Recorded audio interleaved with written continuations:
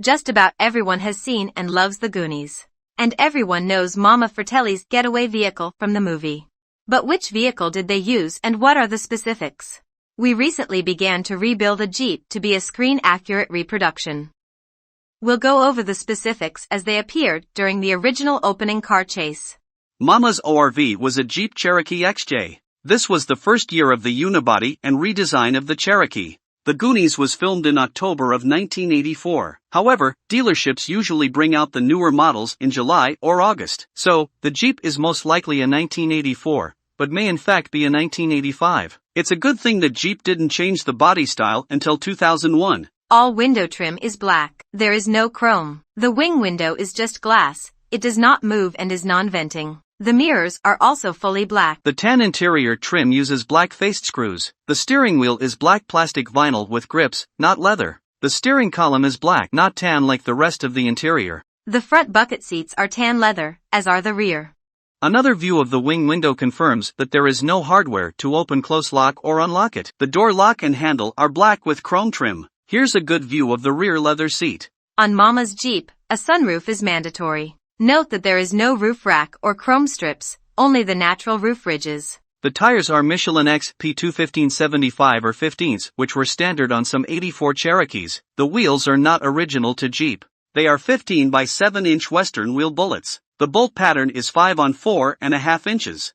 Note the Western wheel logo on the center cap. Don't get confused with the original equipment turbine wheels, which are still a 10-spoke wheel, but are quite different than the ones used on screen. There was no lift kit or suspension modification. There was no trailer hitch or tow package.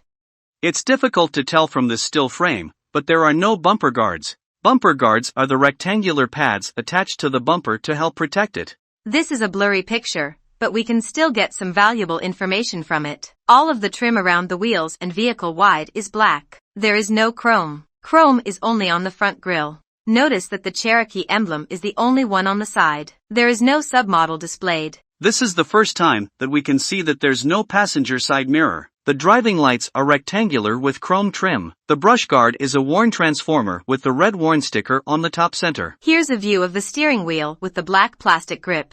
And this on-set picture confirms that the steering wheel is a 2-spoke plastic with rectangular center with chrome Jeep lettering. Most of the Jeeps I have seen have defroster strips in the rear window.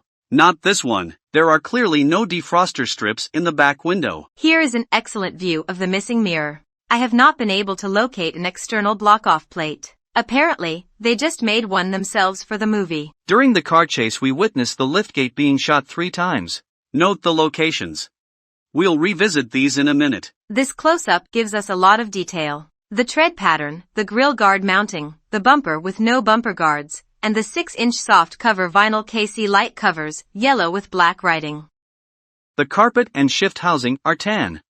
The Jeep is a 5-speed manual transmission, black knob with white writing and a chrome ring on the bottom. The dashboard is black with black knobs and chrome trim. Let's revisit those bullet holes at the Lighthouse Lounge. We see 4 bullet holes now, all in different locations. But there's one more that we only see for a split second. The right taillight also has a bullet hole. If it wasn't for the wrong location of the original 3 holes, we could assume that the one in the center below the window, the one on the license plate and the one in the taillight occurred after we saw the original 3 get shot into the liftgate. There wasn't a spare tire, or else Chunk and the dead body couldn't both fit in the trunk area. So there you have it. Did we miss anything? You can follow the build on the Facebook group Fratelli's Jeep Build, TikTok at Mama Fratelli's Jeep, or the daily blogs here on YouTube at Beyond 1031. Thanks for watching, and remember, Goonies never say die.